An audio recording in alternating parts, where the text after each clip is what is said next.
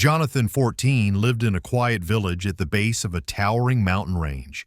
He was a curious kid, always looking for something new to explore. The forest nearby was full of massive trees, and every day lumberjacks and foresters worked hard to keep it healthy and balanced. When Jonathan cut down a certain tree one day, he found something he never expected. Old trees were often removed to give younger ones space to grow, and the wood was used to build homes in the town. It was a fragile balance, and Jonathan wanted to be part of it. That's why he often helped the foresters with small tasks, doing what he could to care for the woods. He learned how to use an axe and got pretty strong for someone his age, and under close supervision, they sometimes let him handle a small chainsaw. One day, Jonathan spotted a tree that looked sick and unstable. Following what he'd been taught, he decided to take it down. Sick trees had to go so healthier ones could grow. This one was massive, old, leaning, and brittle. It looked like it hadn't been strong for a long time. He took a steady breath, raised his axe, and swung with everything he had.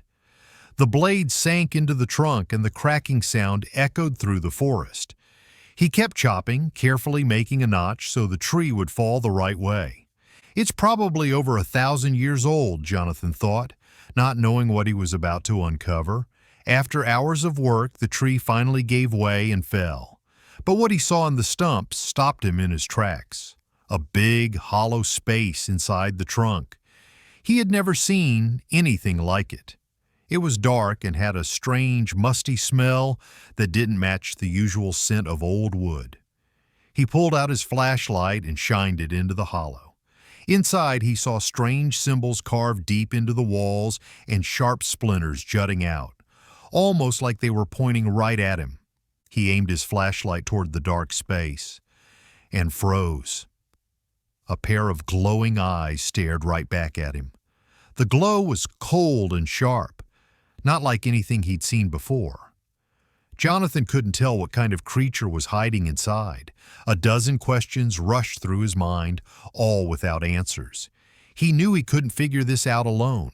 That's when he remembered the one person who might believe him and might know what to do. Jonathan turned to the only person he trusted with something like this, Blake. Blake used to be a lumberjack and knew these woods better than anyone. He'd stopped working after his back gave out a few years ago, but his love for the forest never faded. He was also a longtime family friend and had taken Jonathan on plenty of small forest adventures when he was younger.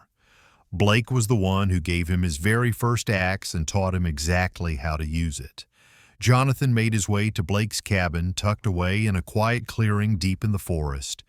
He knocked on the door, and after a short pause, it slowly creaked open.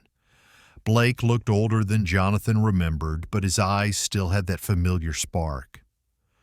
"What brings you here?" he asked in his usual rough but kind voice.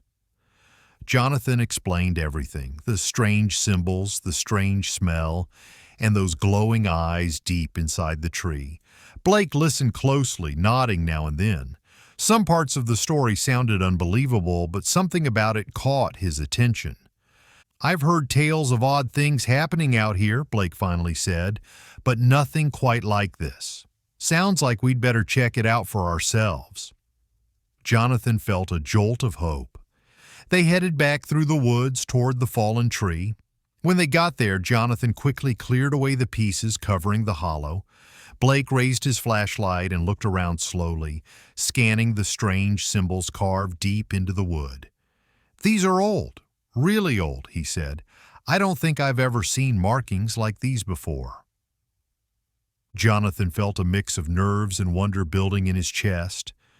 Just then, a rustling sound broke the quiet. They both stopped, eyes wide, barely breathing. Blake stepped carefully toward the hollow, flashlight steady in his grip. As he moved in closer, the glowing eyes reappeared, right where Jonathan had seen them. But unlike Jonathan, Blake didn't back away. He stepped forward, and in a few seconds he came face to face with whatever was hiding inside. Jonathan waited outside the tree, pacing a little as he tried to stay calm. He was nervous and unsure of what Blake would find in there. Then his thoughts were interrupted by Blake's voice echoing from inside the hollow. He sounded calm and steady. "Don't worry, my friend. I'm totally fine, and I'll stay that way.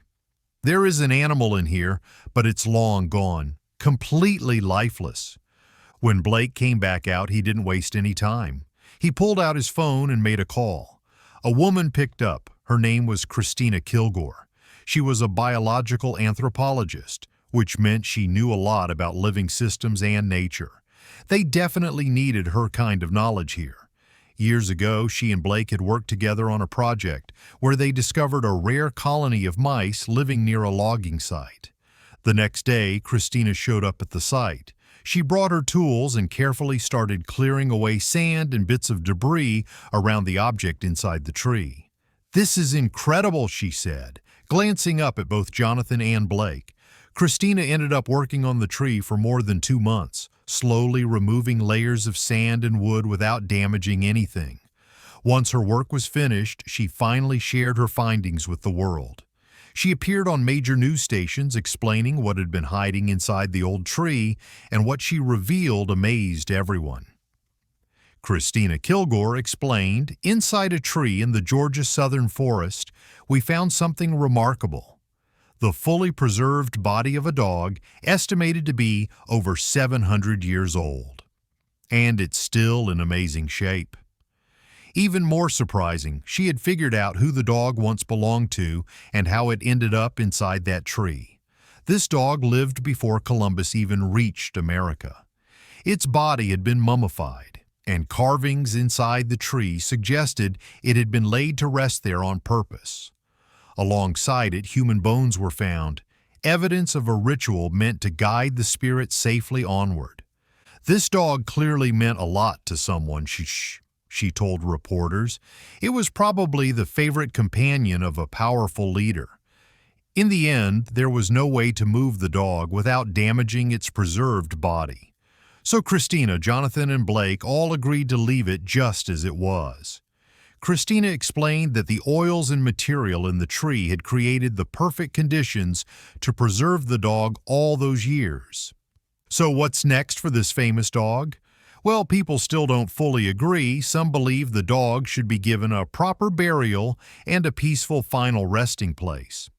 Others feel he belongs in a major museum focused on Native American history.